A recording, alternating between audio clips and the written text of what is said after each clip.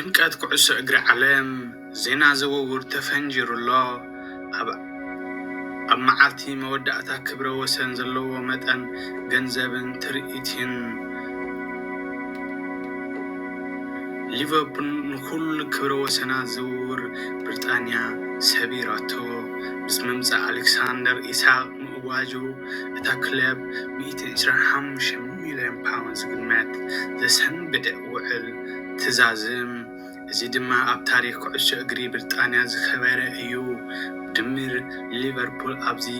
ክራማት ኣስታት 446 ሚልዮን ፓውንድ ኣውፅያ ወፃኢታት ገይራ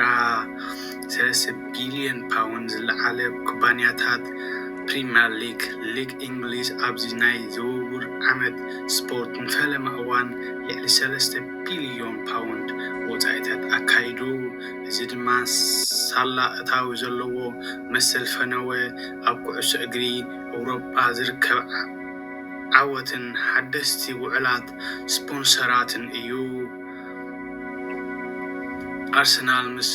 ሂንካፒያ ዓመት ስፖርት ተዓፁ ሓደ ዓመት ስፖርት ዝጸንሐ ብልቃሕ ውዕል ምስ ፒየሮ ሂንካፒያ ካብ ባየር ሊቨርፑል ናይ ምዕዳግ ኣማራፂ ዘለዋ ኮይኑ ብ45 ሚልዮን ፓውንድ ዝግመት እዩ ምስግጋር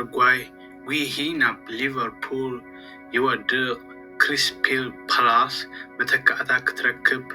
ብዘይምኽኣላ ነቲ ውዕል ክትዛዝሞ ትነጽጋላ በዚ ምክንያት ናብ ሊቨርፑል ክኸይድ ተሓሲቡ ዝነበረ ናይ 35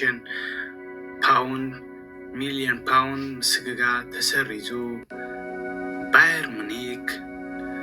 ኒኮላስ ዳክሲን ንምፍራም ኣቀላጢፋቶ ኣላ እታ ክለብ ምስ ቸልሲ ሓድሽ ናይ ልቃሕ ስምምዕ ዛዚማ ድሕሪ ግዜ ነዚ ተፃዋታይ ብ56.25 ሚልዮን ፓውንድ ንሓዋሩ ከተፈርሞ ግዴታ ኣለዋ ካልኦት ፍሉጣት ዝውውራት ማን ዩናይትድ ቸልሲ ብልቃሕ ንጃዶን